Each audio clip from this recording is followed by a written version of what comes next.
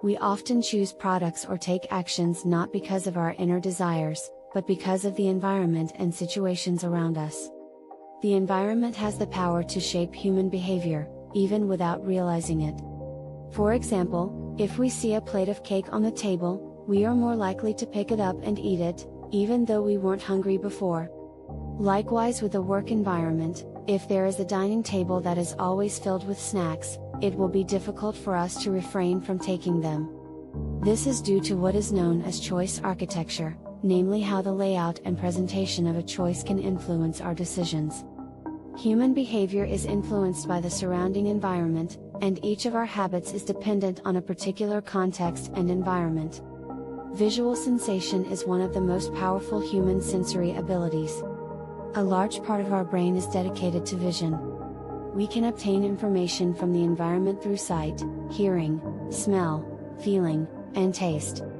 In addition, there are also many types of stimuli that we can feel without realizing it. For example, we can feel a change in temperature before it rains, or feel a pain in the stomach when we have a stomachache, or feel an imbalance when walking on a rock. We must understand that the environment has a big role in shaping our behavior. Therefore, when we want to change bad habits or form good habits, we must also pay attention to the environmental factors around us. Sometimes, changing the environment can be more effective than motivating yourself. How to design an environment for success is a very effective strategy for correcting habits and reducing bad ones. Research shows that environmental design plays a large role in changing behavior.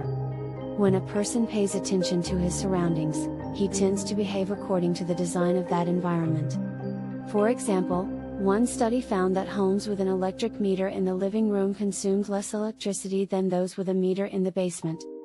This is because the electricity meter located in the living room allows homeowners to see electricity usage in real time, which triggers them to change their electricity consumption behavior. Every habit begins with a stimulus, and a person is more likely to pay attention to overt stimuli. However, the environment in which we live and work often discourages us from doing so in the absence of conspicuous stimuli. Creating a striking visual stimulus can entice us to behave in a desired habit. Some ways to design an environment so that habits become more visible are to place objects related to these habits in a place that is easily visible. For example, if you want to remember to take your medicine every night, place the medicine bottle next to the faucet over the bathroom sink. If you want to practice guitar more often, put the guitar in the middle of the living room. If you want to remember to send more thank you cards, place a stationery paper staple on your desk.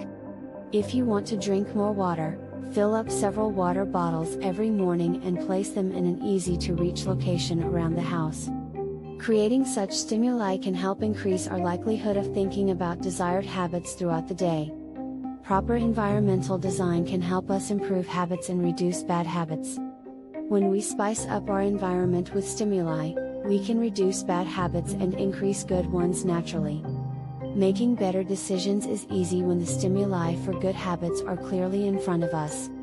The stimuli that trigger a habit can start out very specific, but over time, our habits become linked not to a single stimulus but to the entire context surrounding the behavior.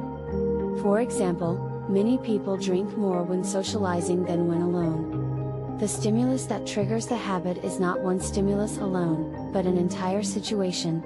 Seeing a friend order another thing that can be done is to change our environment to make it more supportive of the positive behavior we want to inculcate.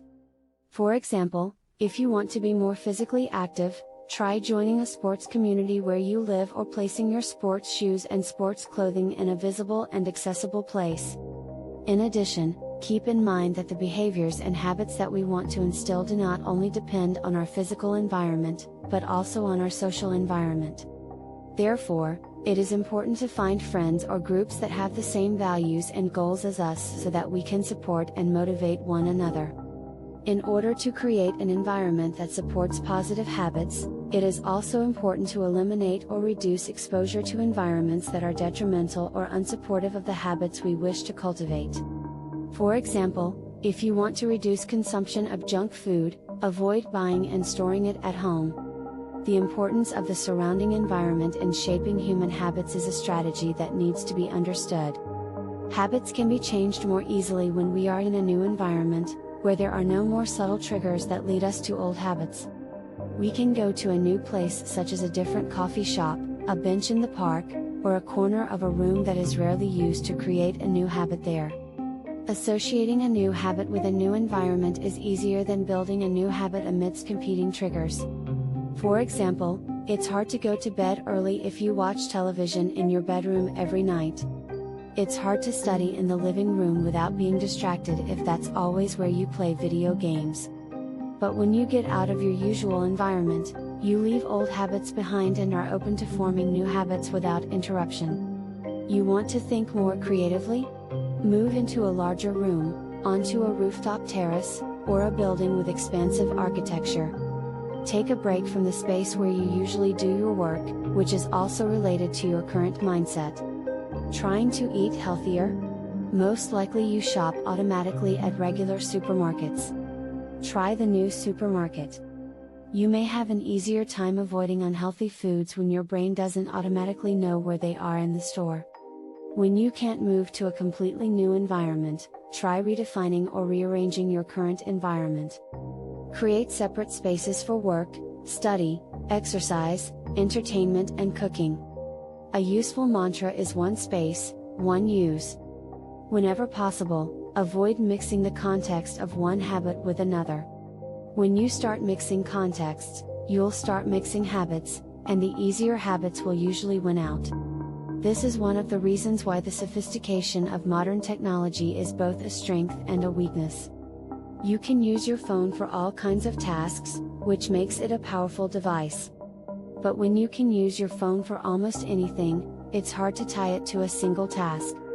If you can follow this strategy, each context will be associated with certain habits and modes of thought. Habits develop under regular circumstances like these. Focus comes automatically when you sit at your desk.